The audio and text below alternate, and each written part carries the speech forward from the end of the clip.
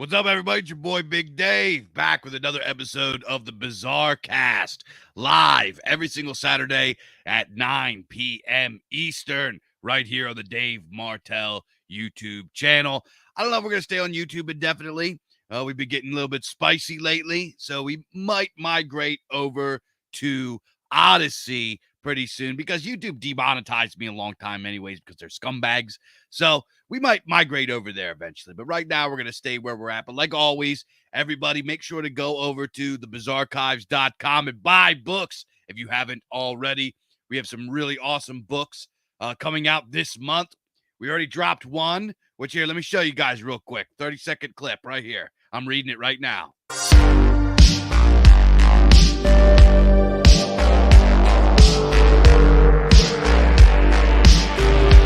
Spire.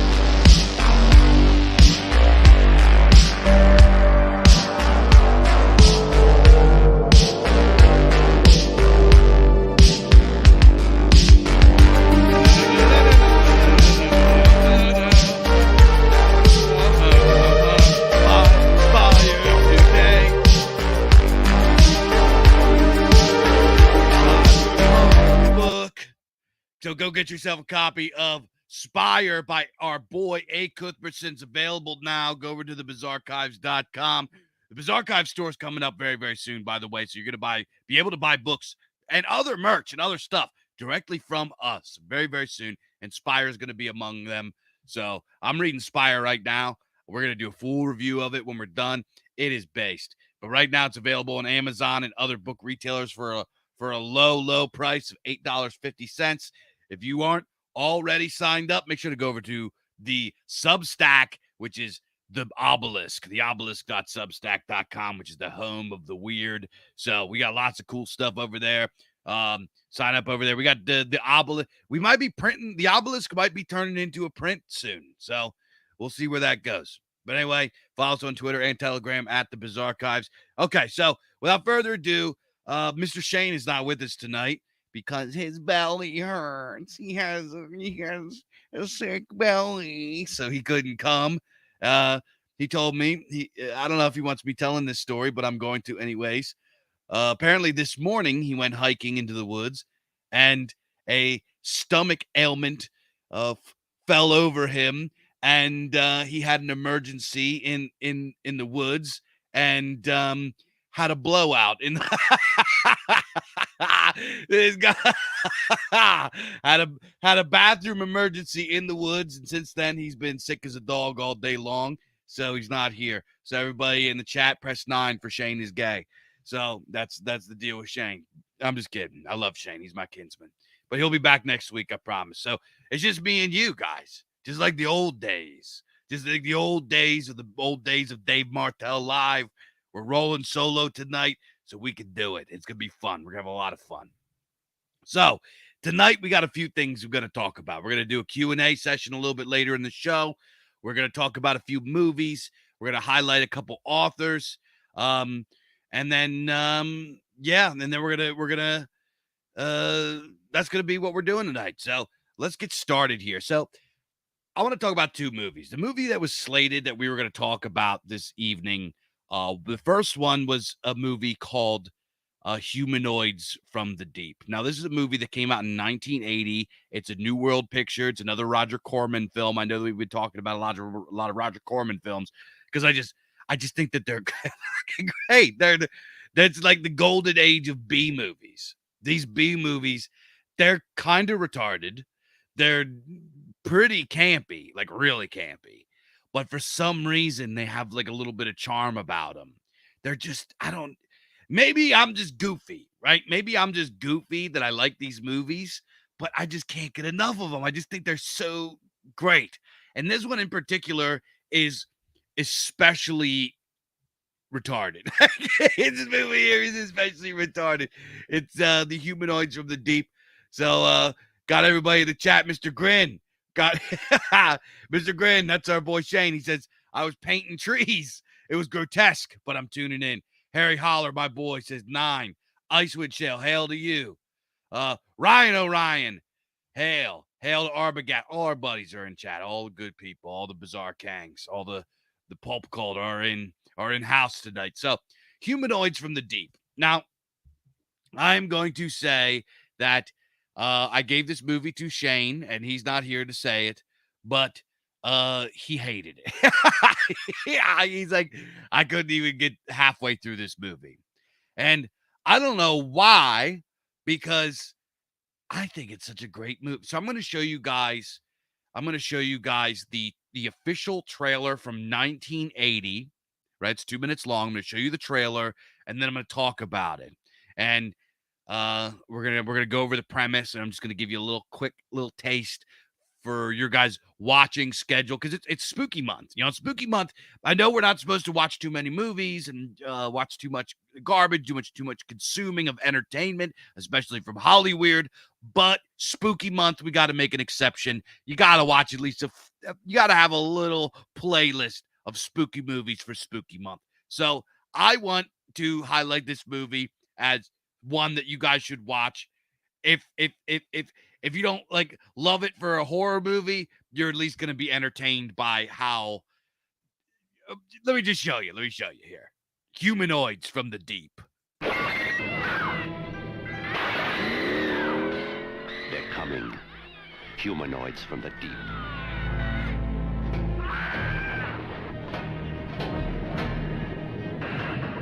A tidal wave of rampaging creatures surges from the dark and violent sea to conquer the earth. Maybe intelligent enough to perceive man as a competitor. Why the girls? It's my theory that these creatures are driven to mate with man now, in order to further develop their incredible evolution. It's enough to scare the hell out of me. Soon the world will awake to a terrifying riptide of humanoids from the deep. We think we know where these things come from, but we have no idea how many there are. The Earth plunges into a battle for the survival of the fittest, where man is the endangered species, and woman the ultimate prize.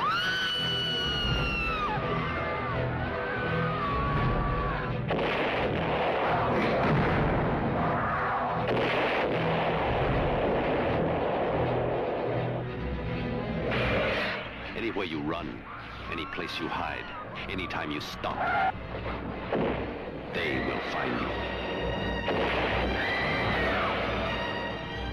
Doug McClure, Ann Turkel, Vic Morrow. Humanoids from the Deep.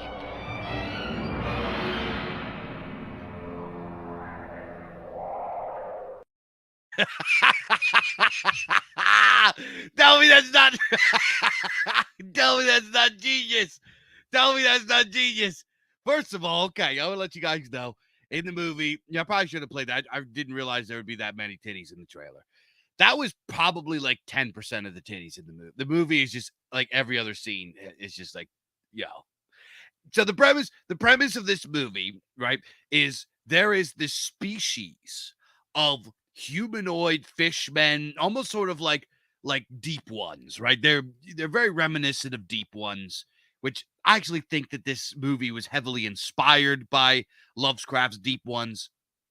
But you have these this deep one-esque species of creatures, and every however many centuries or whatever, they wake up from their slumber to breed. And what they do is over time they evolve and they accept new genetics and they get better and blah blah blah blah blah.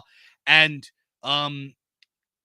in this movie, it is during their breeding cycle where they wake up, they ascend from the deep, from the ocean, and they come on shore to find human women to breed with. So, so they literally come on shore and kill the dudes and force themselves upon the women is what happens, right? And then they drag the women off, as you saw, and they put them in these like seaweed beds for them to gestate their monstrous offspring with, right? So the movie is just like tons of and for some reason they only want to breed with the hot ones, right? There's no Uggs in this movie. The humanoids from the deep have very good taste in women, apparently, because they only really target like babes. You know what I mean? Apparently they have a good taste in women. So they find these women, they breed with them, and they drag them off and put them in these like seaweed beds, these nests, if you will, to gestate and breed their horrible, monstrous offspring.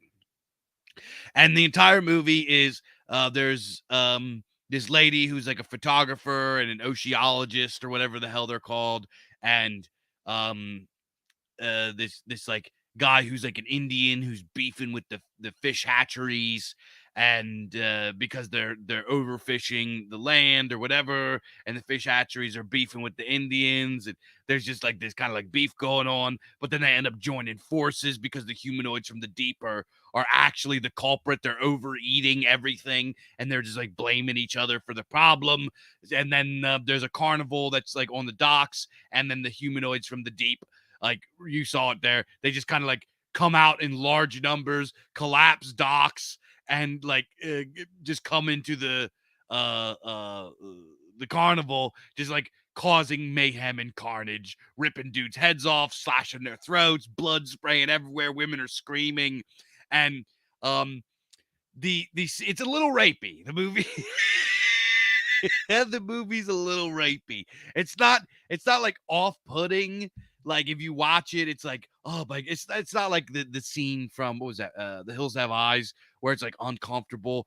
It's it's a dude in a suit, in a monster suit, and he's all slimy or whatever. And the monsters like drag the women through the sand. They scream and claw, and their boobies are flopping everywhere. And then the monster just kind of like slops all over them, and there's the grease and the slime and the seaweed, the sludge is all. That's like pretty much it's pretty milk toast. Like it's you see it, but there's nothing really graphic about it. It's very 80s, so it's not like you're watching like a really bad thing. You watch it, it's pretty innocent, right? If this kind of premise was like rolled out now, which they wouldn't, because you know, patriarchy and rape culture, like all that kind of stuff, like they can't like make a movie of like horned up fishmen that come out of the sea to knock up a bunch of floozies that are, they can't do that, right? Harry Hollis is not any worse than the casting couch for the film. Well, who knows? This is kind of a B movie, so this isn't, that casting couch stuff was pretty gnarly in in Hollyweird. I don't know how it could have been. I don't know. So that's a question mark. I do know that the B movie scene is a little bit more ethical than, like, what's that guy's name? Not Epstein, the other Steen. The other Steen. What was his name? Harvey, whatever. You guys know who I'm talking about.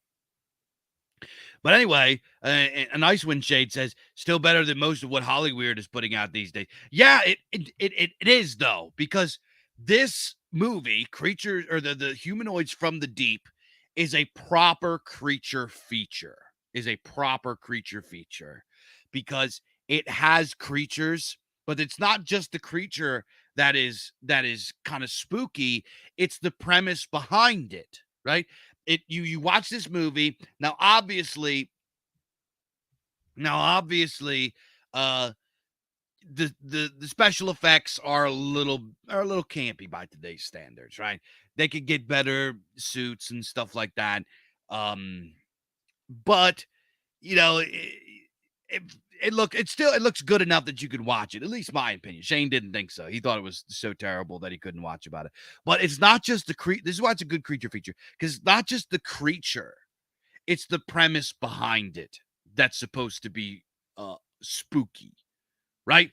A lot of creature features get it wrong, in my opinion, where they just kind of have a monster that comes out of nowhere, and like that's it, right? And sometimes you can do it like Jaws, for example. There's not really an explanation behind Jaws. He's just a big ass shark, right? Just a big ass shark that sinks boats and eats people. It's a man-eating shark. And a lot of times you can get away with that. But a lot of times what makes a really strong creature feature is one, the premise behind the creature. Like, this is a creature that is sort of like, it's coherent. It's a coherent idea if you think about it, right? Let's say that there is a somewhat humanoid species that lives under in the ocean, right? People have believed this for a long, like merman, merfolk, et cetera. Like, people have believed this before. This isn't like a really crazy idea. There are people out there today that believe that mermaids are real, right? So, like, this idea that there could be an aquatic humanoid type species that whose genetics is compatible with ours, except they lack the elements of the brain and the soul that make them, human. So why wouldn't they come out of the ocean and forcefully breed like they probably do with their own species, forcefully breed with another species, right? That's something that now, obviously it's far-fetched. It's science fiction. It's a creature feature.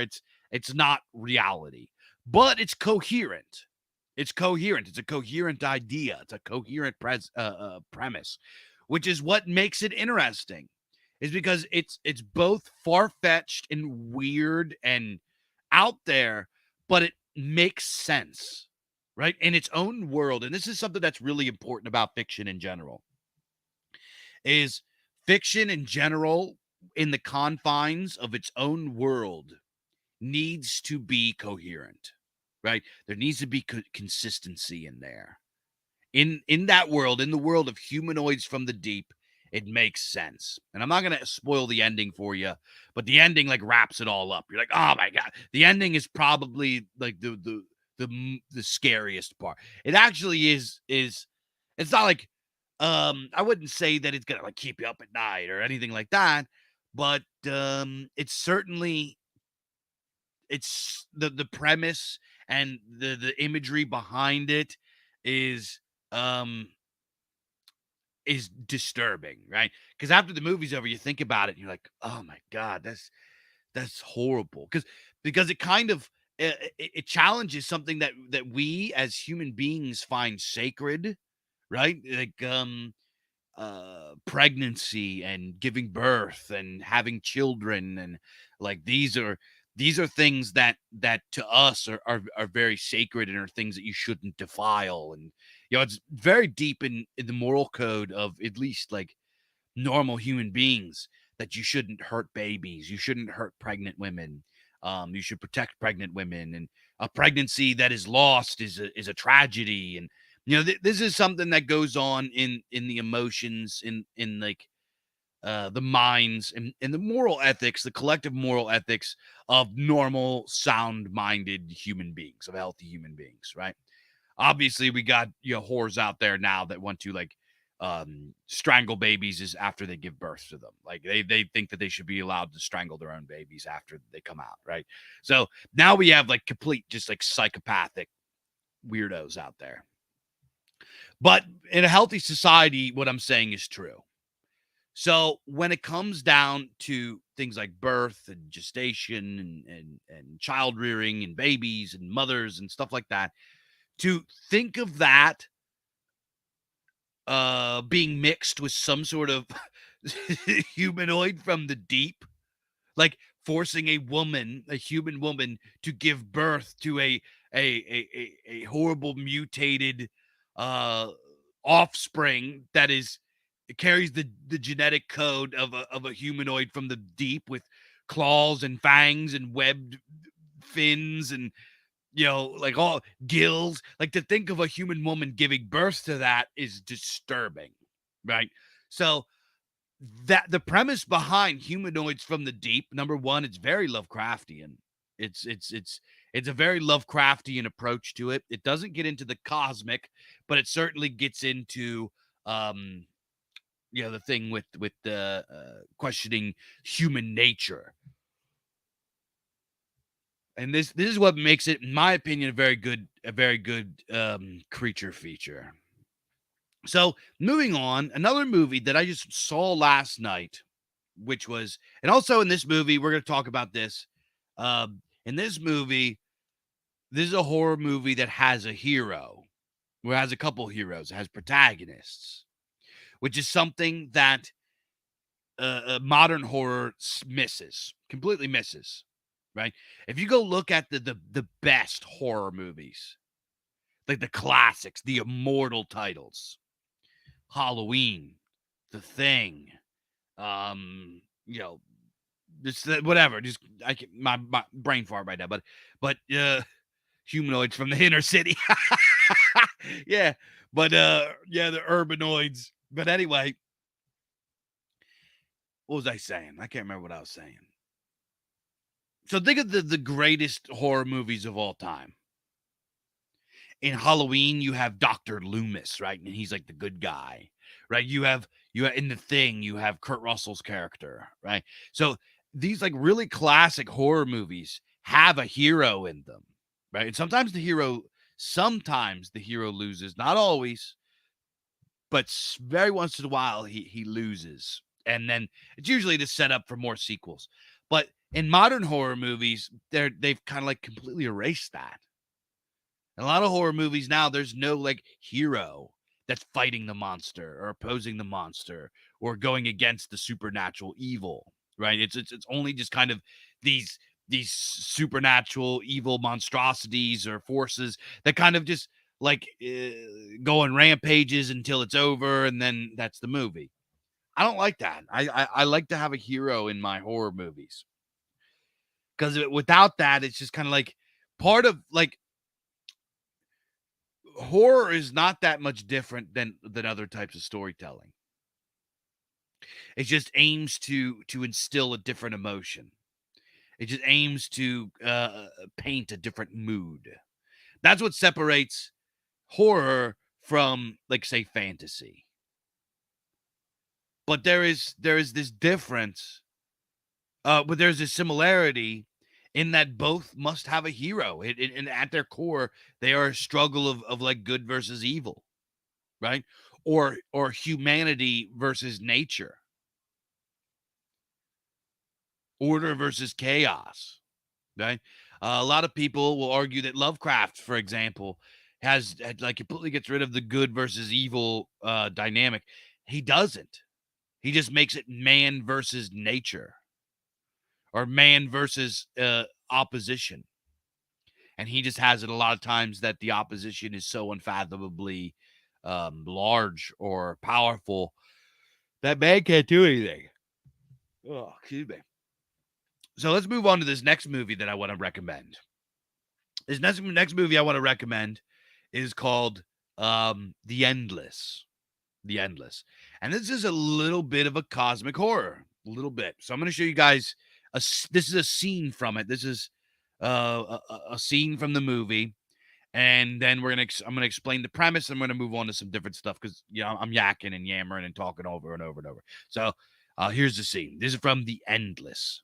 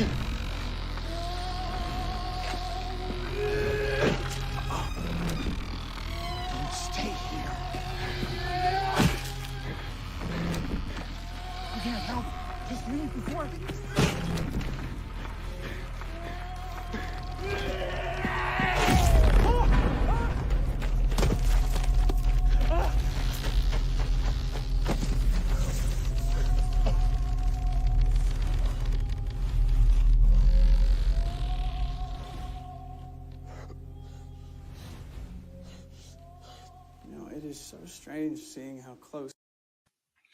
So the premise behind the Endless was there's these two brothers, right? An older brother and a younger brother, and they escaped from a UFO cult. Well, their lives since they've left the UFO cult have been pretty like they grind and wage slave, and they don't have no money, and they can only eat ramen noodles, and they have a pretty tough life, right? And the younger brother, who left the cult when he was very, very young, it's been 10 years since they left. I guess he was like, 6 or 7 years old or something, is like, has fond memories of it. Well, they get this video in the mail of one of the women from the cult explaining that they're going to they just want to say goodbye to everybody before their ascension, and that's it. So implying that they're going to commit mass suicide. Well, the older brother says, you know what? If you want to go back so bad, we'll go back for one day, and I'm going to show you how weird it is, right? Because they escaped this cult. So they go back to see this UFO cult, and the UFO cult, they go there, and they begin to like see old friends, and it's not as weird as it's been made out to be. There's some trouble between the brothers because some of the story that the brother said about the cult was a lie. He told the media that they castrate themselves and like all this kind of stuff. And the cult are kind of like a little standoffish at first, and then at further they're like, "Yo, we forgive you. We understand that you weren't happy or whatever, but this really what you told the media really fucked us over because now we can't sell our beer." And there's during the whole time there's some weird stuff that goes on, right? It's understood that the people there don't really age. Like they're like supposed to be in their 40s, and they all look like they're in their 20s. They some of them behave pretty strangely. They run into certain characters that are really odd and offbeat. There's like one guy that just kind of like power walks everywhere and won't talk to anybody. It's just like a lot of weird stuff starts happening. They start noticing that there's two moons. They just odd stuff starts to happen. And there's these kind of like stabs, these like weird pieces of wood. I don't know if you saw during the clip there that there's these pieces of wood that are kind of like stabbed in the ground all over the place, and they kind of like surround perimeters of different houses and places like that. And essentially what the premise of the movie is that there's this entity called, they just call it, right? They just say it, and they don't know what it is. But what it does is if you get stuck in this place, in this camp, or this piece of land that surrounds the camp, you can get stuck in these like loops, right? You get stuck in these like time loops. And in order for you, and then it communicates with you through dropping like little visual messages, photographs, videotape or whatever, blah blah blah. And then they come to find out that the cult isn't really a brainwashed weird cult. They are actually like trapped in by the will of this cosmic entity that is effectively forcing these people to live in this weird time thing, right? So it's I'm not going to tell you too much more because I've already kind of spoiled a lot of it, but it is not it's not one of the best movies I've ever seen, but it had a very interesting premise, and I thought it was cool. I thought it was an interesting movie to watch. That was really psychologically interesting. Had a lot of interesting premises in there, and the acting was very, very good. There's like some death and gore and stuff, but it's like very, very, very minute. So I would suggest checking out The Endless. I thought it was a pretty cool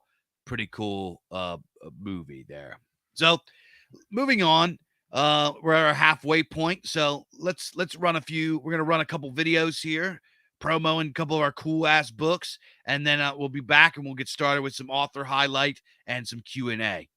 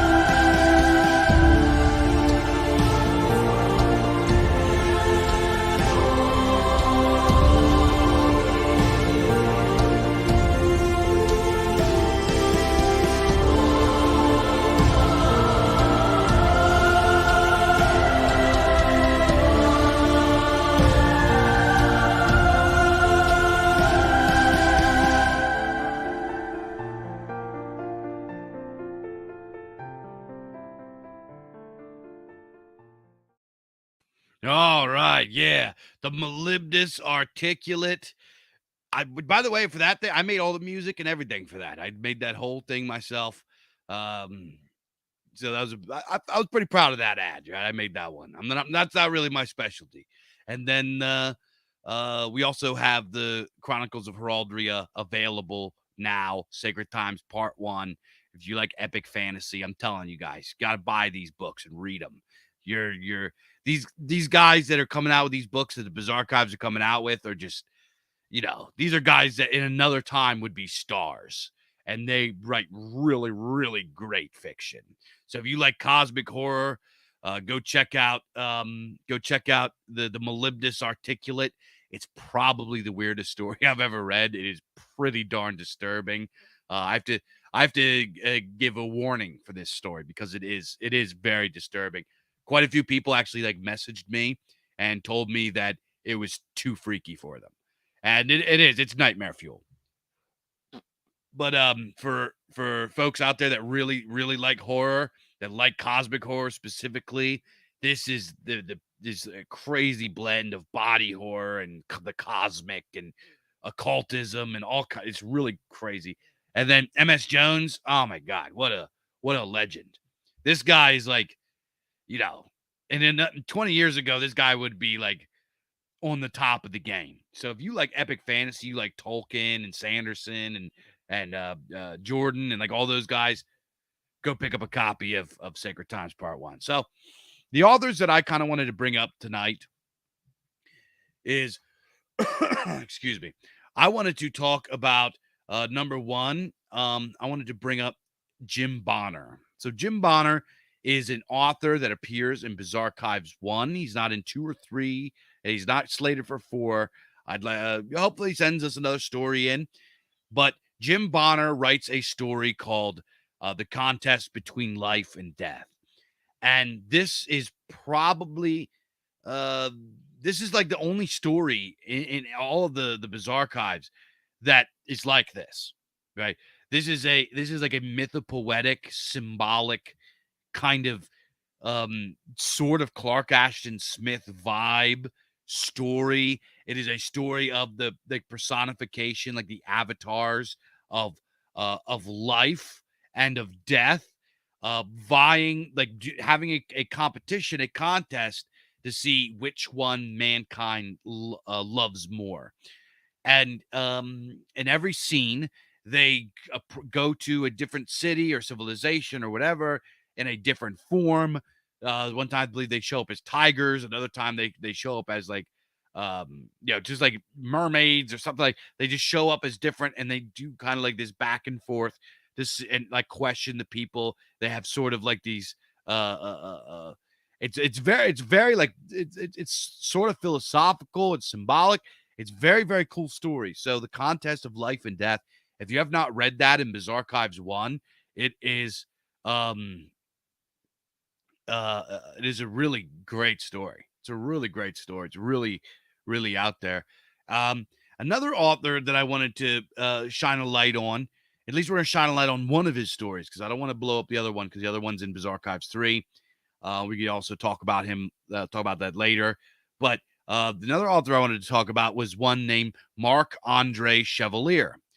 Marc-Andre Chevalier, who has a cool name, by the way, appears in BIZARCAST 2 and 3. And Marc-Andre Chevalier in BIZARCAST 2 writes a story called Stranger in the Morgue. And Stranger in the Morgue is kind of a wacky, zany creature feature, investigative kind of story. It is pretty spooky, but it's also there's some comedy in there. It is a very, very entertaining story. I absolutely love this story. Marc-Andre Chevalier of a Stranger in the Morgue. And the premise of this story is effectively there's this guy, he's a student, and his job is he cleans up bodies at crime scenes and brings them back to the morgue to be investigated for autopsies. And he works for this really eccentric German guy, right? He even writes in the text, like in the dialogue, has it pronounced like, what the hell? And like all this kind of stuff makes it sound like this silly German kind of thing. And he starts going to these crime scenes. He starts noticing that there's this like weird green ooze on everything, and he packages his stuff up. It's like this like ectoplasm kind of stuff, right? He puts it in these bags and he takes it back to the. By the time he gets it back to the morgue, the stuff disappears. Well, as the story goes on, there's like there's one really funny. It's an adult scene in the story, but there's one scene that's pretty funny. He goes to like this like mansion of like one of the Rothschilds kind of people, right? And they go into the crime scene where all the dead bodies are, and the guys are there's like a bunch of fanooks, right? He's like, there's all this disgusting stuff, and there's like men dressed in lingerie, like he really like he's like paints these people as like secret deviant weirdos, which they are in real life. So it really funny that he threw that in there to take a shot at these people. But he goes to the crime scene, finds more ooze. Well, so the story's been out for over a year, so I'm going to spoil it. So he what he does is he starts bringing back this ooze and telling his boss, the German guy, and the German guy's like, oh, blah, blah, blah, blah. And he's just like on a mission to figure out what is going on with this ooze. Well, later on, he finds out that that this ooze is appearing at the crime scenes where there is missing jewelry. Right. This is like the common theme. Every time there's a crime scene with these people just being like brutally murdered, generally by like knives or baseball bats, or just like bludgeoned or stabbed, or just like brutally murdered. There's this green ooze, and in every crime scene, there's jewelry missing. So, there's this final one where these kids kind of like walk in on their hockey coach who's just getting murdered by this like humanoid ooze form, right? This like slime creature, and it like beats him to death, takes something, and they chase it and it vanishes, right? So I can't remember exactly the details, but he gets this jewelry that the creature leaves behind. Grimdark half off just popped in. What's up, Grim? So they find this jewelry, and he takes it back to the morgue to investigate because it's got the ooze on it and all this kind of stuff, blah blah blah. And the ooze appears in the morgue, and he's, oh my God, he gets into a fight with the ooze. The ooze picks up a knife and comes after him, and no matter what he does, he can't beat the ooze, and he's cornered. The ooze is gonna kill him, and then the old German guy comes out of nowhere with a bottle. What's this? What's the stuff that's like liquid nitrogen, with like a bottle of spray the thing with liquid nitrogen and smashes it into a million pieces, and it's like it gets killed. And then it finds out, he's like, how'd you know? How do you know how to deal with that? He's like, oh, it's a demon from folklore, and they get summoned and they want to steal certain types of jewelry. This one in particular, the green one, is after white gold. And it's a really really cool story, really old school supernatural kind of creature feature. So if you have a copy of the BIZARCAST 2, crack it open and go look at Marc-Andre Chevalier's Stranger in the Morgue. I guarantee that you are going to like it. So this kind of brings us towards the end here, and we wanted to do a Q&A. So I have some Q&A. A couple guys sent me DMs, and then there's also some questions in here. So the first question that I got, I don't know if he wants me to say his name on air, but he asked me, any of the stories that you put into the BIZARCAST, do you ever not like any of them? So this is actually a really good question. So when you are kind of like heading something like the BIZARCAST, you have to kind of separate what your personal preference is and your absolute like your tastes from what you think the reader is going to like, and to provide variety in the book itself, in the compilation. So I don't publish anything that I hate. I will say that. So if I think that the story is just I can separate what I like from what is objectively a good story that somebody is going to like, right? There are authors that I publish regularly that aren't really my style, right? It's not really something that I would pick up and read, on my own. It's usually in genres that I don't really prefer, or their writing style is just not really my cup of tea. But that's okay, right? Because a lot of the writers that I'm talking about that aren't my cup of tea, a lot of people really like them. And I'm not going to mention their names because I don't want to because I mean that's something you can take personally. You don't want your publisher to be like, well, I don't really like their. That's just not a nice thing to say, and I don't. I love all these guys, and the last thing I want to do is make them feel some kind of way. So I'm not going to mention any names, but so yeah, there are stories that I publish that aren't really my cup of tea, but I can read them and say, wow, that was a very good story, right? People are going to love that. Right. I recognize because I'm such a grognard. I like two things. I understand that my taste is very narrow and I'm extremely particular, and that is not conducive for creating good variety entertainment, which is what we make. In my opinion, So that's at least that's my take on it. Um uh uh uh so Yeah, that's long story short, that's what it is. Do I publish people sometimes that aren't really my cup of tea? Yeah, all the time. But I know that other people are really gonna like them, and they're very talented and they're skilled, and they deserve to go in. So yeah, I can separate those things. Jib asks, he says, how much can I deadlift?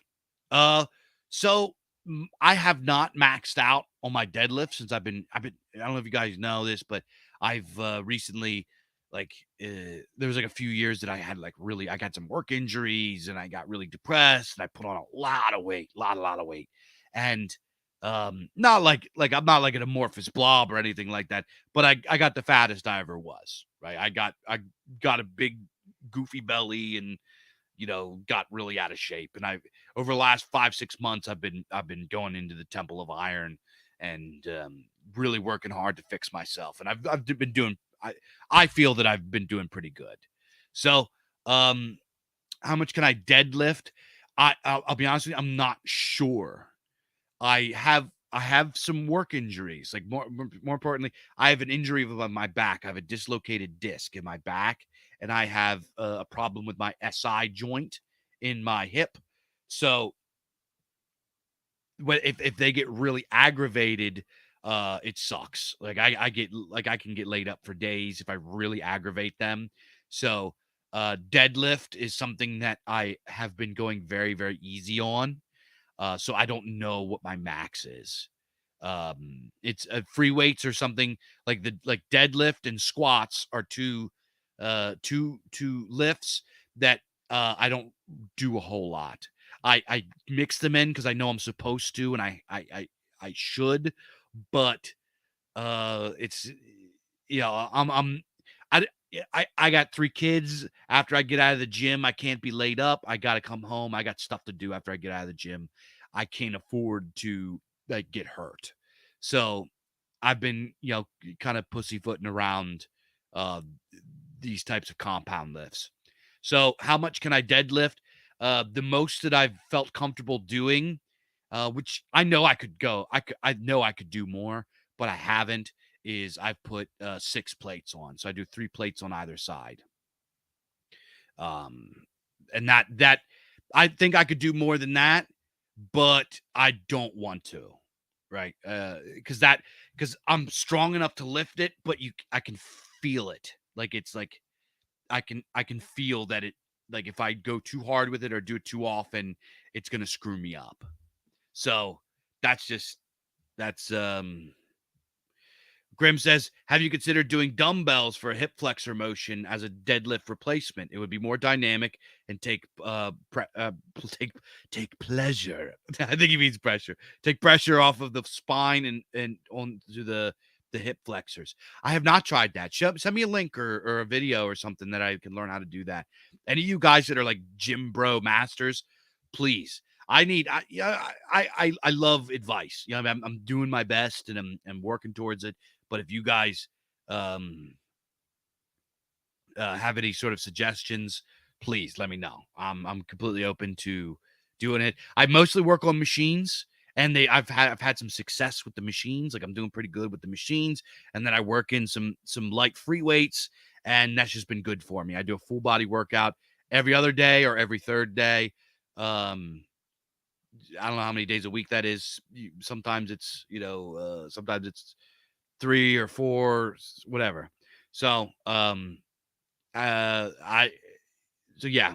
And Nico says people go full hog in the gym without realizing they can really screw themselves up for life. Yeah, exactly. Like I'm a dad. I'm 35. I'm married. I don't have anything to prove. You know what I mean? I'm in there for myself. I'm in there for my folk. I'm in there for to give my body longevity, not to risk getting hurt by trying to look like the tough guy that I'm not. You know what I mean? I'm pretty strong. You know what I mean? I'm a pretty strong guy on naturally. So, I don't have anything to prove. I need to do the workouts that are good for me and ensure my longevity, ensure my health, and ensure my movability for my children, right? So if I was a young guy, I would be going way harder, right? I've kinsmen and buddies that are young guys. They don't have any kids or anything like that. They have their job, and then after they go to the gym, they could go home and just like take a nap and just like sleep it off. I don't have that luxury. So after I get out of the gym, that's when my day starts. So I have a little bit of a different, being a little bit of an older guy, I have a little different approach to the gym. So next up here, Velma or Daphne? Wait, which is which?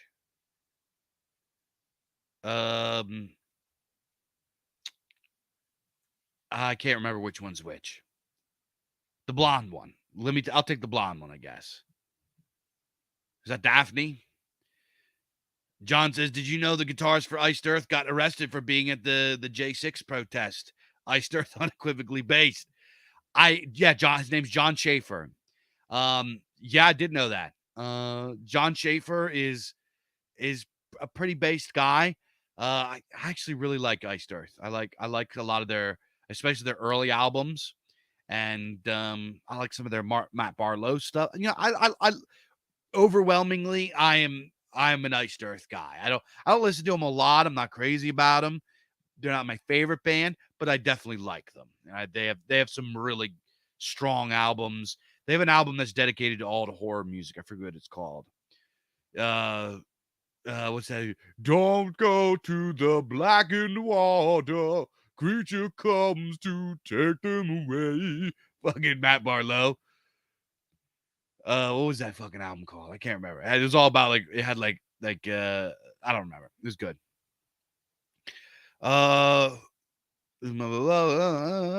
Favorite pulp inspired metal. Oh my god. My favorite pulp inspired metal. Whew. Wow. That's hard because there's so much. You could say that not the sound or the technique or the music itself, but the aesthetics and the content of metal is like all pulp inspired. Right? It doesn't matter if you're talking Manowar or doom metal or I guess death metal when it started getting a little bit more meaningless and just became just straight nonsense gore.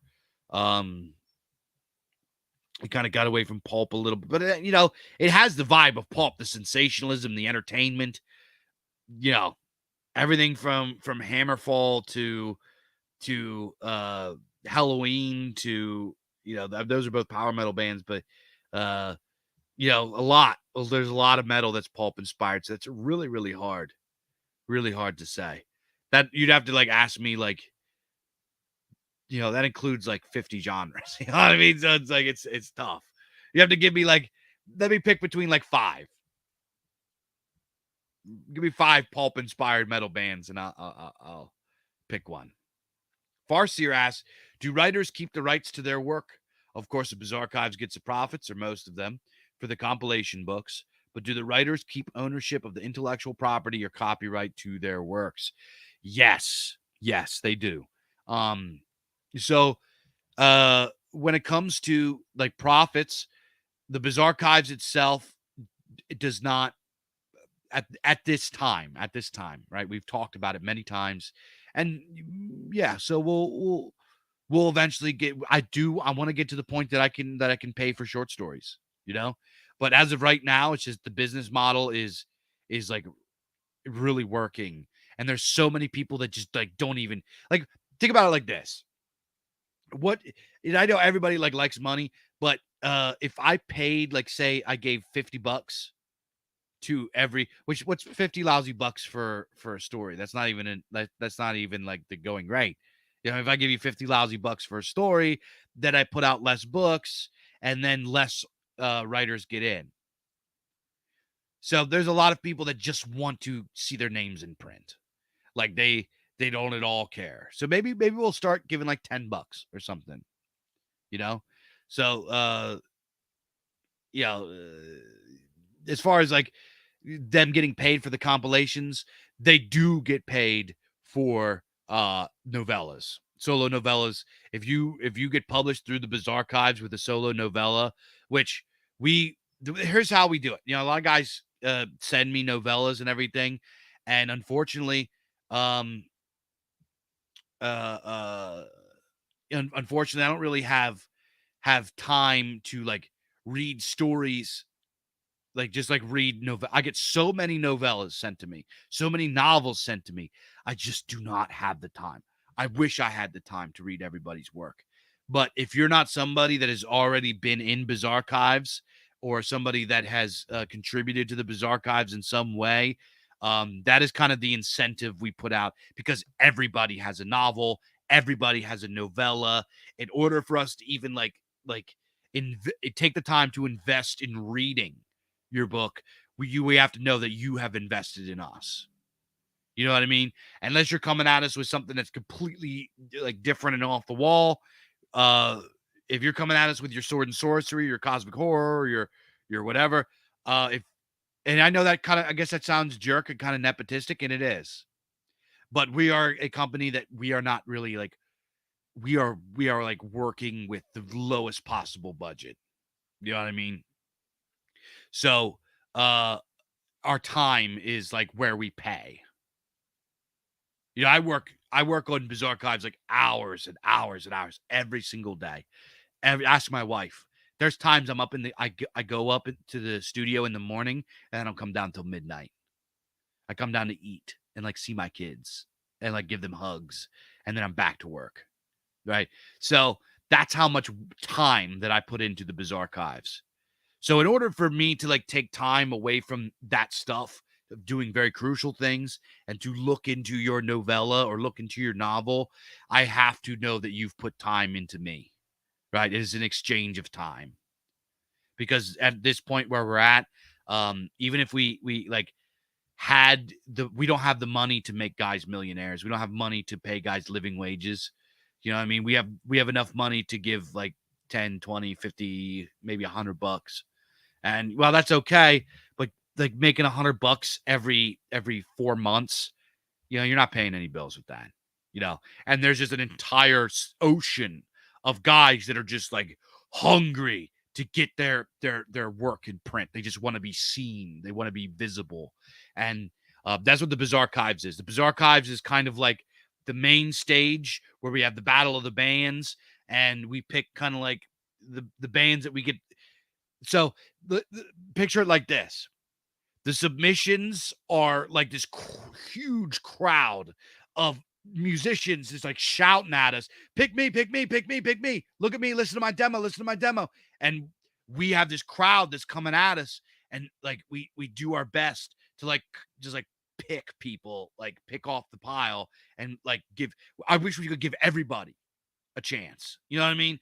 But it's like we're yeah, I'm kind of going off the rails here, but we do our best to kind of like, and then like give the stage to these guys, right? And then also have some slots available for our guys that do put in a lot of work, our guys that are like up late editing, guys that are up late doing marketing, guys that make calls and organize things and do art for us. And if you're somebody that has like really went hard for BIZARCAST, you're somebody that we will keep a seat for you as long as the story's still good, you know.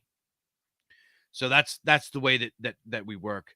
As far as intellectual property, we ask that you do not take your story and go publish it in another compilation, right? So Farseer's asking this. So Farseer, if you send us a story and we publish it, and then you take your story and you go publish it again with Kursova or Aegeon or something like that, I mean, we're not gonna like flip out or take you to court or anything, but that's like that would be a jerk off move. You know what I mean? You already gave us the story, but if you want to take your story and like publish it on your own in among your other stories, we're totally cool with that. We're totally cool with that. You publish with BIZARCAST, you can take your story and go publish it on your own, however you want. And then, but also we're allowed to continue publishing it, right? You're not allowed to, once you give your story to us, that if you go into the BIZARCAST, we are not, that is in BIZARCAST forever. And that's the way that it's going to be. And if we want to rearrange it or publish it elsewhere, we're going to do that. But as far as you maintaining the ownership and intellectual property and copyright of your work, we both have it. So never do I want to like take something from somebody that they can't go off on their own and reuse it. But so it's like a gentleman's agreement, right? So, so yeah, we will never steal from anybody. People are allowed to go publish on their own if they choose. So just don't go like publish with like, don't go publish something in BIZARCAST 4 and then take the same story and publish in Aegeon 5. Please don't do that. And then Farseer has another question. He says, do somewhat anthropomorphic characters count as monsters, as in Monsters, Magic, and Machines? Or are they considered furries? Well, here's the thing. There is I know what you're saying. Because Farseer does a comic with anthropomorphic. He does like intelligent bipedal animal-like races in his stories. What I wouldn't consider what you're doing as furries. You know what I mean? There is a place for like weird races. There's a place for alien races. There's always a place for that. What separates it is when you have literal furries. You know what I mean? When you have animals that are just like fulfilling the fantasies of humans, and their differences mean nothing, and it's just like a big furry party. That's a different thing. If the like I don't know. Yeah, I wouldn't consider what you're doing furries, and I wouldn't consider anthropomorphic characters as a whole to be furries. I would consider them, monstrous or alien type races, which have been in weird fiction from day one. John asks, he says, are you familiar with SCP, and do you have an opinion on it? So I'm familiar with SCP. SCP is that thing. It's got like it kind of it influenced the back rooms, right? And you had like this weird corporation, and there's like all this spooky stuff going on. I'm a little bit familiar with it. From my understanding, it started out pretty cool, but when I caught wind of it and I went and checked it out, it was already like really posed and gay, and like there was like on the forums there was like Jannies with rainbow flags, and they were doing like weird transgender stuff with it. So I think it's completely co-opted and paused at this point. And that's the problem when you take the libertarian approach to art, and you don't have some like main thought leaders or a leader. If there's no leadership or authority in your art, then it will get corrupted. and there's nothing you can do about it. They will corrupt it. And that's what happened with SCP. You can't have crowd art.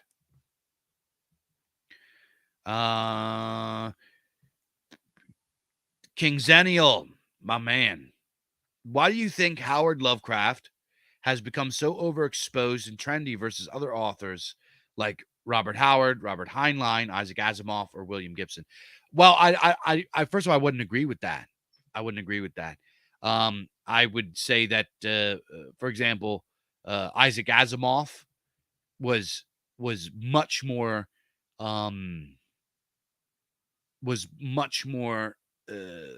lifted up than Lovecraft ever was, and Robert E. Howard still to this day like outsells Lovecraft. You know what I mean? There's never really been a good Lovecraft movie. There have been multiple Howard movies, Heinlein movies, Asimov movies, Gibson movies. There's been movies for these guys. Like, these guys have gotten mainstream praise, right? Lovecraft only really gets into the mainstream when he gets subverted, when they try to subvert him. So kind of what you're talking about is kind of like the pop culture. The P. Alexander from Korsova calls it Cthulhu's or whatever, which is this like cutesy, terrible, kind of jokey, ironic, my pet elder thing, or the boy in Yog Sothoth, or like it's like really extremely gay, just like offensive subversions of Lovecraftian work. So you get that. Yes, you do. And you get that more so than Robert E. Howard and Heinlein and Asimov and William Gibson. But I wouldn't say that he's trendier. I just think that, the people that have Cthulhu plushies, like, they haven't read Color Out of Space. They haven't read The Alchemist. They haven't read The Outsider. They haven't read, Rats in the Walls. They haven't read these stories. They don't read Lovecraft. They don't understand Lovecraft. They haven't read his letters. These are not like students of the Lovecraftian tradition. These are just like, I'm trying not to say the FAG word, but that's what they are. And that's going to fade. They're going to give up on that because it's just, that's what they do. John asks, are there any horror movies or stories that aren't traditionally considered cosmic horror that you would consider cosmic horror? Oh, that's tough. Movies or stories that aren't traditionally considered cosmic horror that I would consider cosmic horror. I can't think off the top of my head. The ones that come to mind are ones that people very much consider to be cosmic horror. I'm trying to think. I don't know. I can't really. I'm drawing a blank here. Let me come back to you, John. If something comes to mind, I'll post it for you. I'm very sorry. I'm just not thinking anything right now. Zelenia wants to know my favorite Ghostbuster. I'll be honest, I don't know which Ghostbusters. Bill Murray, I guess. Bill Murray. Whatever his character. Top 3 films inspired by pulp. 1, Conan the Barbarian. Oh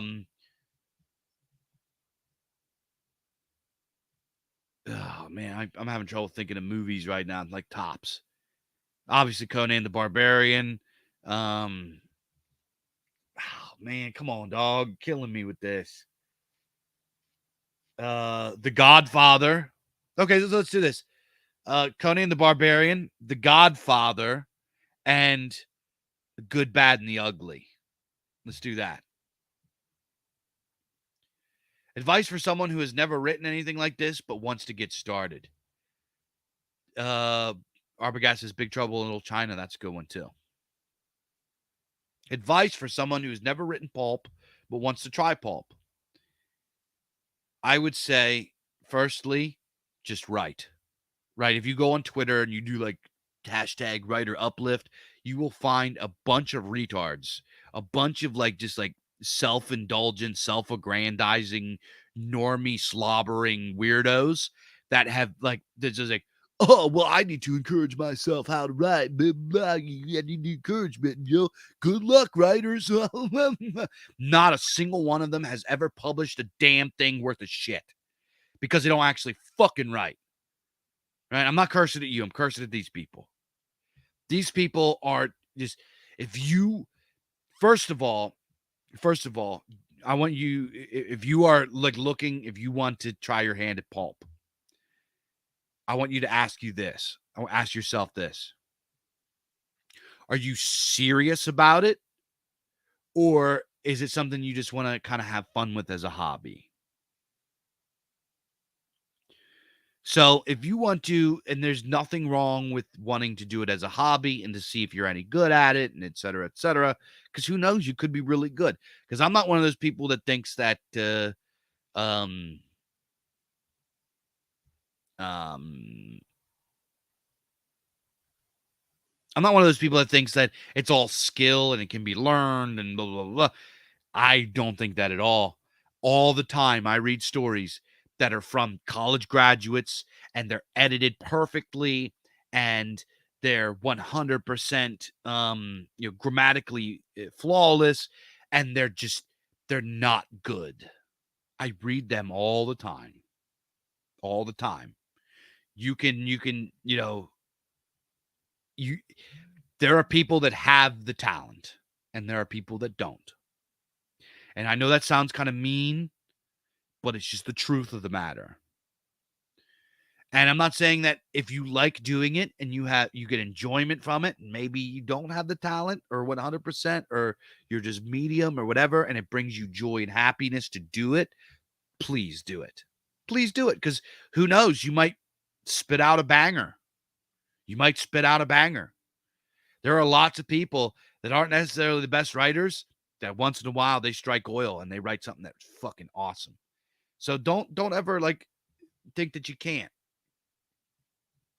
There are lots of writers out there. Like, for example, I don't want to give any examples actually. But first you have to have the talent. And if you have the talent, you have to ask yourself, do I have the perseverance and the hunger to actually take this talent somewhere? Because once you have the talent, then you have to have the hunger, then you have to have the discipline, and then you have to have the desire to hone your skills, right? Pulp writing in general it pays like shit. It's a huge amount of work. It's crazy oversaturated. It is a fucking grind and a war to go anywhere with it.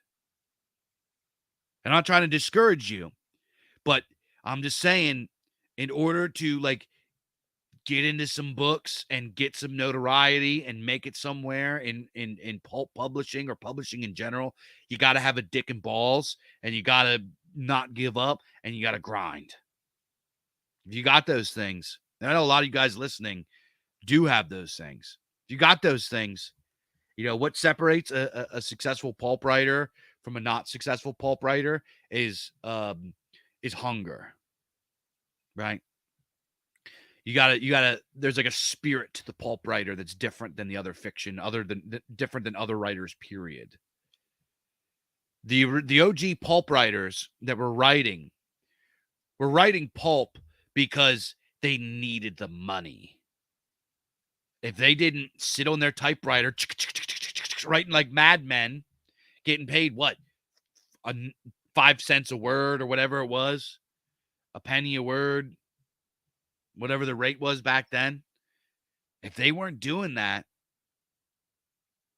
they went hungry. These guys would type so much, they wrote so much, that they would get, their hands would start to like really hurt. Their hands would cramp. And in order to deal with this, in order for them to keep working, they would drink whiskey. There was a joke that at typewriter stores, right, all right. This is very eloquent, Dave. Both parts of the that's right. The dick and the balls, both. You can't have, if you got a dick and no balls, or all balls and no dick. Go, take your dickless balls somewhere else, boy. Yeah. So I'm sorry, I'm getting gross here, but they had a saying at typewriter stores that they have the pulp special, where every typewriter comes with a bottle of whiskey. This is how. So these guys would write. These guys really had fire because their like nutrition and survival depended on it. Their children depended on it. You know what I mean? And these guys were driven by just driven by actual hunger pains in their bellies. So that's why when you go look up these old school pulp writers, you're like, how the fuck did they write all this? H.P. Lovecraft wrote 100,000 letters. Letters. That's not even his stories. There isn't a writer alive that has written 100,000 anything. You know what I mean? So we have this saying now that if you are a pulp writer, what separates pulp from other fiction genres and anything genre is pulp writers are fucking machines. We are hungry beasts. BS said Howard's body of work is immense for his age. The guy died at 30 years old, and he has a catalog that you could fill a library with. I have a book of his poetry. I have it all. I don't have it with me. It's downstairs. But I have a book of his poetry. It's probably my most read book. I'm obsessed with Robert E. Howard's poetry. I think he was the best poet to ever exist. This book is like 700 pages. And it's not even all of his poetry. It's just like his selected ones, his best ones. That's just the poetry that this guy wrote. And he wrote from the he wrote for like 10 years or 9 years. In 9 years, this guy wrote enough, just his poetry was enough that if you printed it into books, you could put it in a pillowcase and beat a horse to death with it. This guy wrote, I can't tell you, I don't even know how many stories that he wrote. Like prolific writers that are in modern times can't even like lick the boots of these pulp writers.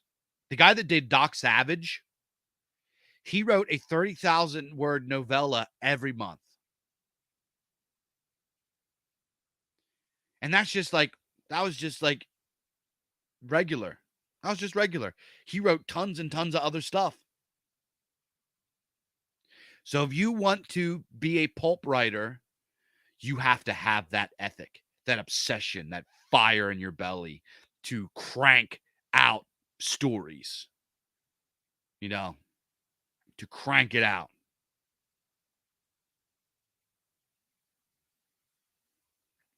BS says he finds poetry difficult to get into. I feel like it should rhyme. When it doesn't, my brain says no. Well, yeah, I'm actually I like poetry to rhyme too. I think poetry should rhyme.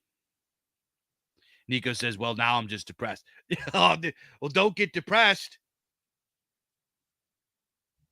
You know, just get to work. This is kind of the problem with like, you go and you, okay, Vorpal says, I occasionally browse Plebit at work, and the pathetically low IQs of our book subs just blows me away. I had no idea active readers could be that dumb. Yeah, they're not smart, dude. They're not that. Average Bird Enjoyer says, he's been trying to finish a children's story, but he literally gets one stanza a day at best. Dude, you can do more than that. Come on. I have written 5,000 word short stories in like a few hours before. If I can do that, I wrote a game manual, a game like a core book for a tabletop game. It's like 36,000 words, and I did it in a weekend. You can do it. Like if I can, well, it was like, 4 or 5. It was like 4. Okay. So it was like a long weekend. It was like, I'm lying. I'm exaggerating. It was like Friday to Monday. I cranked out a fucking 36,000 word document. Right. So if I can do that, now that was psychopath. I slept like 2 hours a night and like got up immediately, started typing. I was like full psycho mode. But if I can do that, you can write more.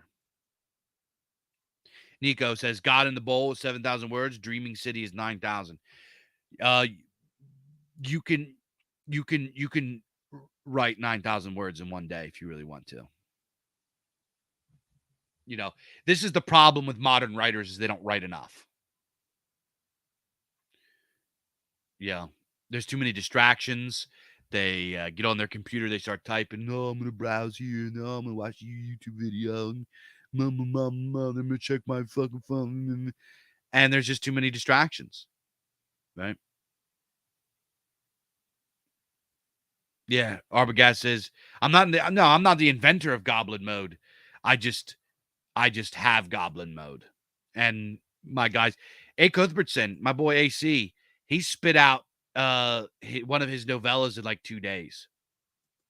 I think it was Dredge. I think he wrote Dredge in 1 day or something like that. Fucking maniac. That's not healthy, but hey, you can do it.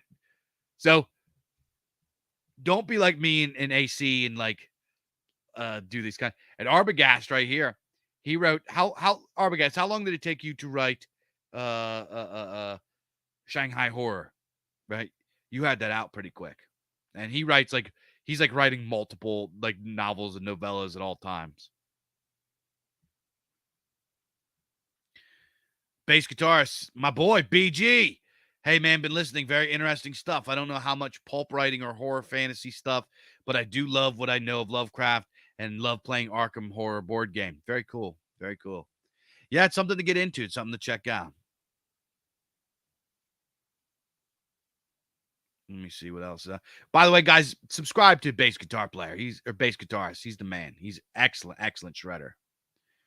So pretty much long story short with this, I kind of really went off the rails with that. But yeah,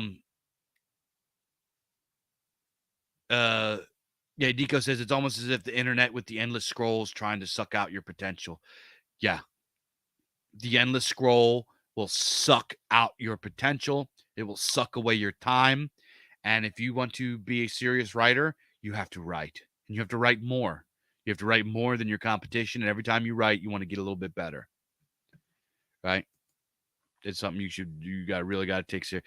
Ditch Doc asks, when are audiobooks coming out? Oh, soon. We're not currently working on them. We do have them. We do have them on the list of to-dos. We want to get some out. But man, audiobooks are there's so much work, man. Let me tell you. Like it's just I have so much trouble. Bass guitar says, "Good night, fellas. Kind of sick. Got to hit the pillow." Hey, bless you, man. Blessings to you. Hope you feel better. Yeah, anyway, that's going to be it. I'm like going on and on and on. Anybody else have any quick questions for me? And then we'll wrap up the Q&A, and then we'll wrap it up for this evening. But yeah, with just write more. And if you don't have the time, if you have a lot of like hours at your normal job and you have a family and everything, you have an hour or you have a half hour a day.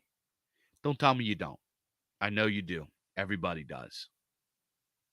You have a half hour every day that you can sit down and write. Do I have any Telegram metal streams planned? I don't, but we should do some, man. We haven't done any in a long time. I've just been working, bro. I've been working on this stuff. BizArchives I'm like married to it now. It is like what I do. So I don't really. I'll put some time aside. We'll get some going. We'll get some going. Also, I switched over to Macintosh. I have a Mac now, and I don't really know how I'm going to do it on here. I got to like use. Arbogast says we need to do a metal stream together. Yeah, let's do it. Let's do it. Hit me up. Let me know what, where, and when, and everything. If you can host and you know the stuff, we'll split the playlist and we'll do it. I'm totally down for that, dude. I'd love to do a metal stream with you. So, if anybody has any more questions, hit me up real quick. And then we got like 30 seconds. I'm going to take a sip of my drink. And then in 30 seconds, we're going to shut it down for this evening.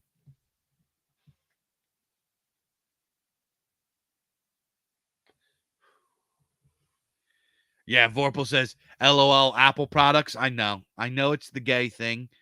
But let me tell you, dude, Microsoft has just become trash. Let me tell you, as somebody that, like, the older I get, the less I want to monkey with my computer to get things to work, the less I want to have trouble. I just want to turn it on. I want it to boot up, and I want everything to function right. And the Apple it's fucking, I'm not going to lie to you.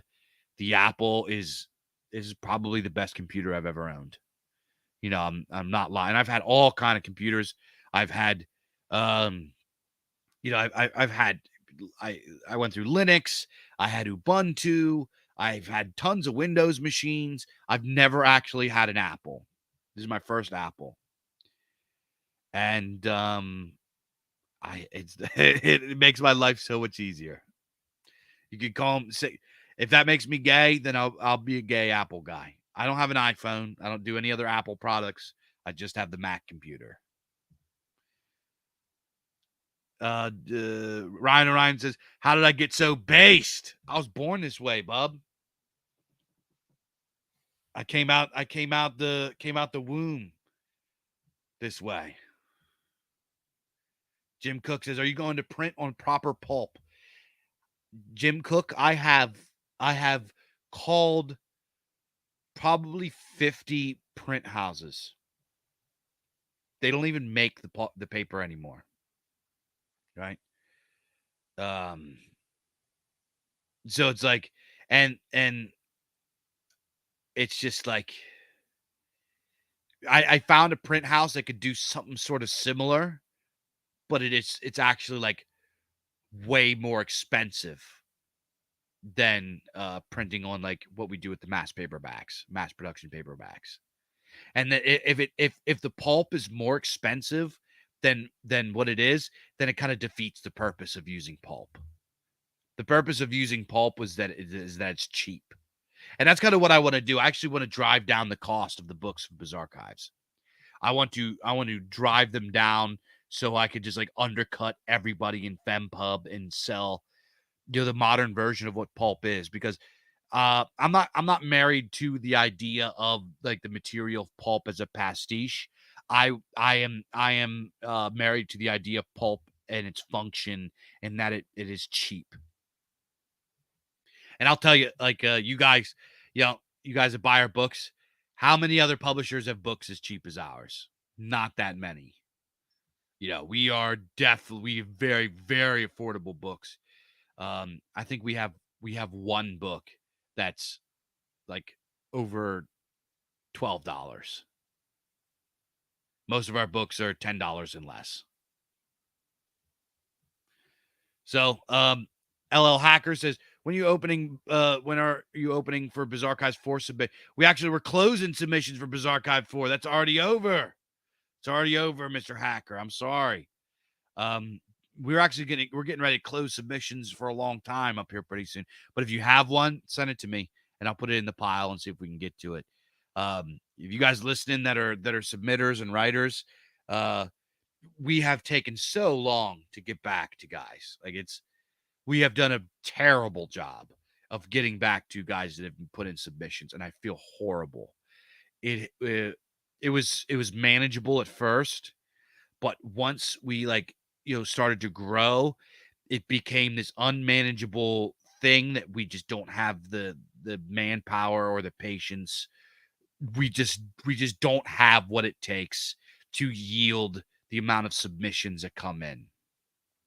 So submissions get overlooked, submissions get missed, submissions we like put them in the pile, and guys we don't get back to them for months, and it's just we've done a really bad job at that. So I don't want to continue being a jerk. So we're going to close submissions so we stop pissing people off, and we're going to get caught up on it, and then we'll reopen them at a later date. So that's just mask off me being full honest with you guys about, submissions. We've done, and I'm not beating this up with other avenues with the BizArchives. We have done really well.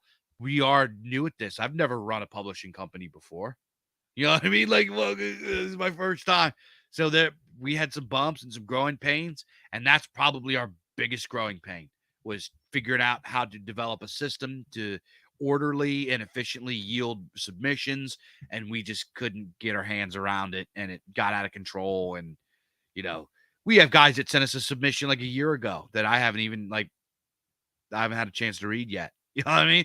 So it's like when guys send another email, yo, you see my submission? Then I'll move them to okay, I'll read your fucking submission. And I'm not mad or anything like that. They should be mad at me. I had a couple guys send me an email like, yo, this is fucking ridiculous. All this shit. And I'm like, yeah, you're right. I'm very sorry. Fucking my apology. It's my fault. You know what I mean?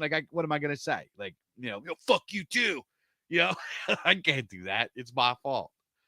I understand the frustration because man, guys that really love writing, it is.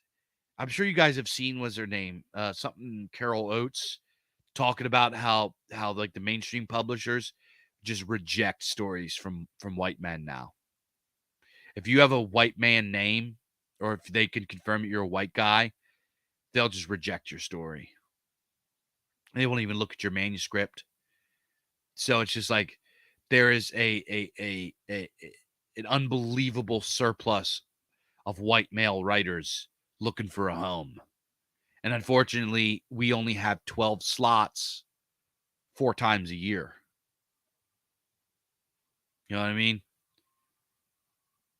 Adam, yeah, Vorpal, yeah, that would pretty that might get us along a little better.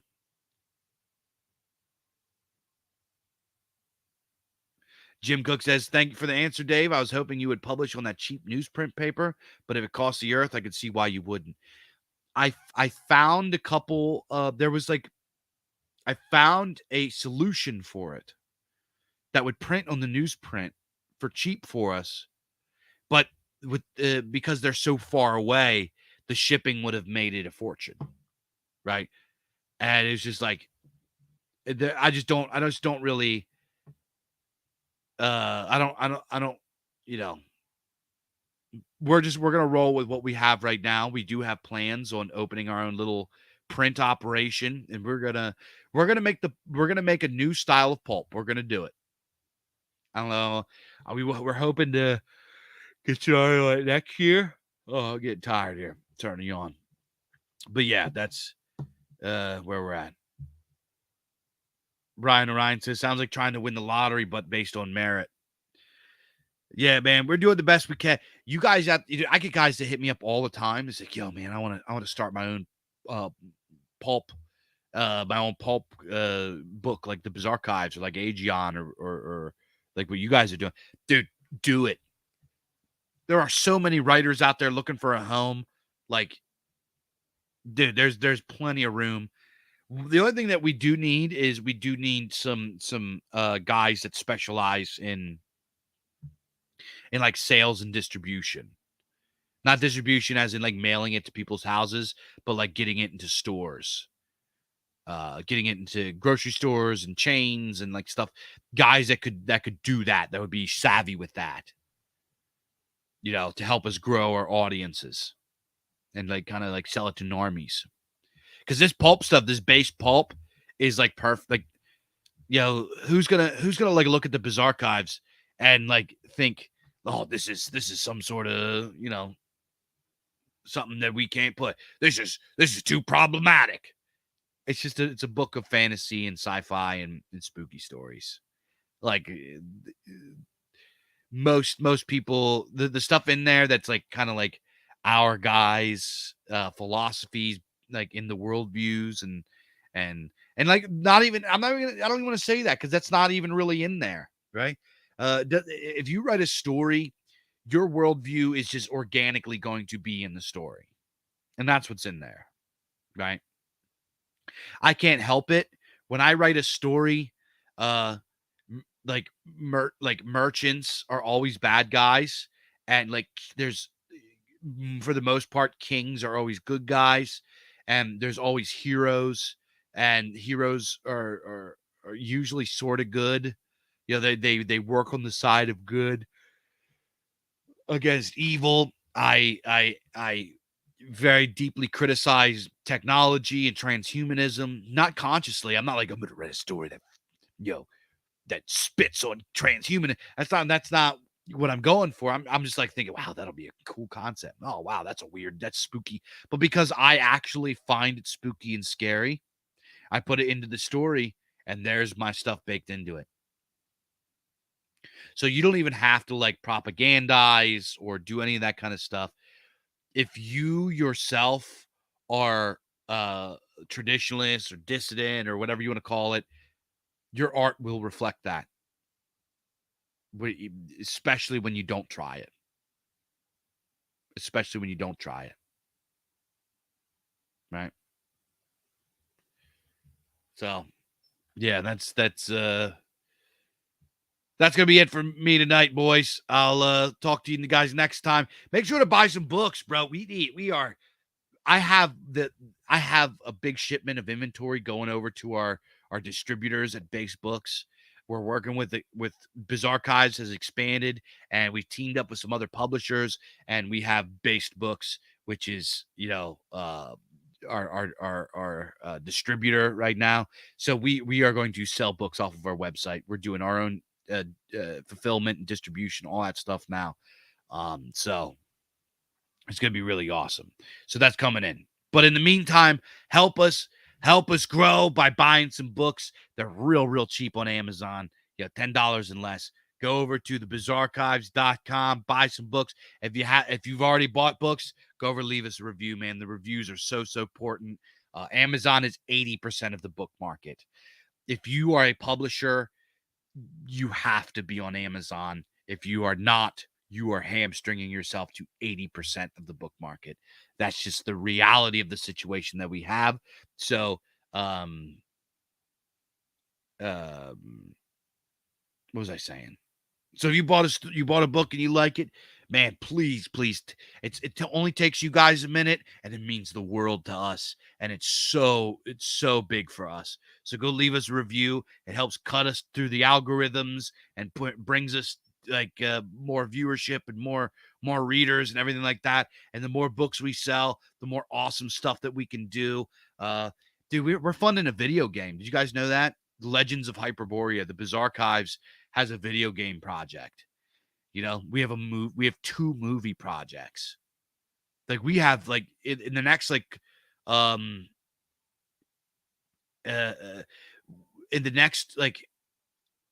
the next couple years, you are going to see the BIZARCAST branching out into all of these different art forms, because that's what we're about. We want to put out good art. Good art. At least the best that we can.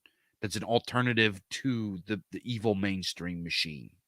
Because they are evil, dude. These are like evil, demonic, rotten people that corrupt children, that are literally pedophiles. Like, you guys already know. These people are evil. And we want to put some stuff out there that's like created by good guys. It's not even like a propaganda or a political thing. We just want to say, guys, we're the good guys. We're on your side. And here's some stuff that we made just for you to enjoy. This is entertainment for you guys that you guys can read. The BIZARCAST, it's not really something that you want to show to your kids. It is horror. It's an adult thing. There's gore, there's violence, there's sexual themes. It's for adults. There's some serious brutality and like some stuff like that.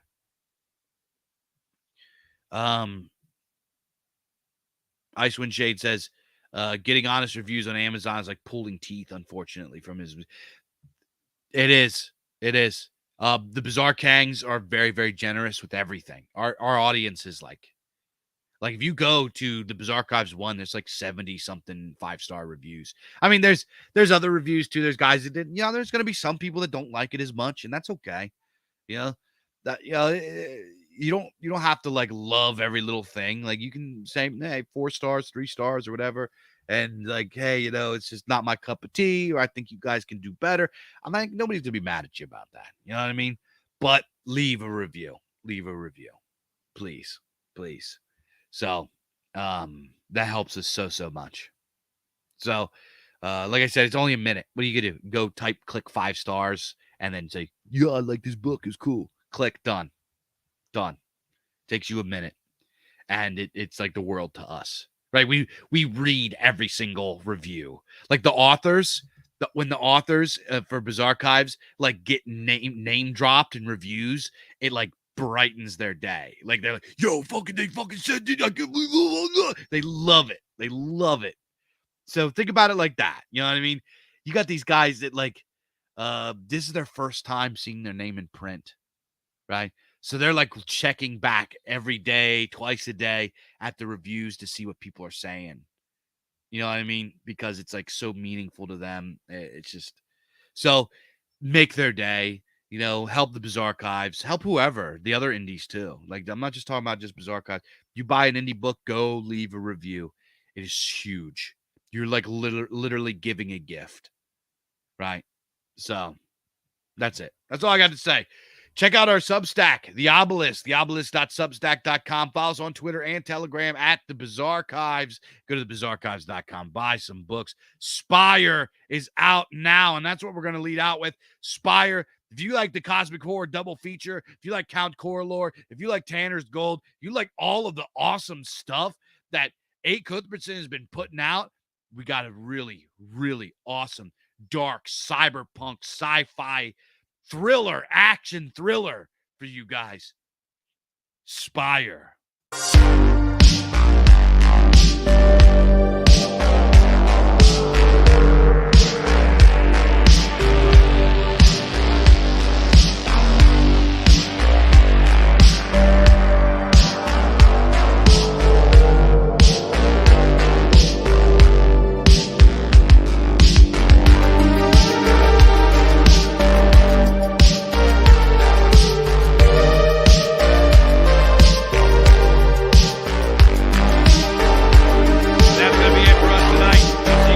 Saturday at 9 p.m. Eastern here on the BIZARCAST. I'll see you guys next time.